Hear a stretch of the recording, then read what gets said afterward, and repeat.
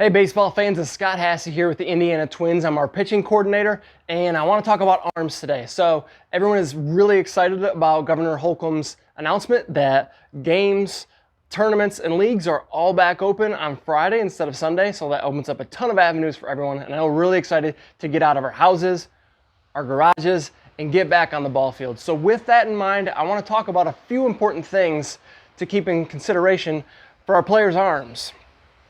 So number one, if coaches and teams and families haven't already started tracking how much players have been throwing in the past, try to create a log of that. What we've done in our organization is created a log of how often guys are throwing, how many pitches they're throwing, at what capacity, at what intensity. So create that if you haven't, and if you have, communicate that from the parent and the player perspective to your coaches, and make sure there is a strong communication so that you guys can determine how often a player should be out there pitching, if they can start, if they're able to or not.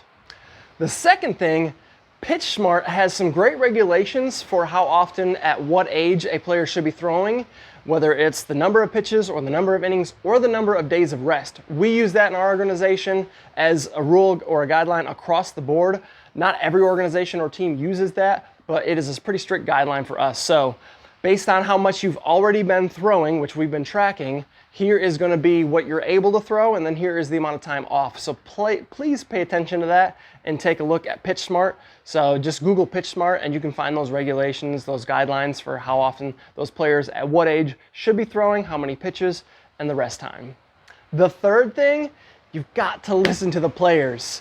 Parents, you've got to be communicating with the coach and your player. You've got to be watching body language, things like that. Coaches, you should have been already communicating with the parents and players, and if not, should be doing that now and ramping up for this weekend as things start to really get going with guys throwing. That's not just your pitchers as well, it's other guys throwing that might be playing catch more often in multiple games that they're not used to, so we need to keep an eye on them. Players, lastly, listen up.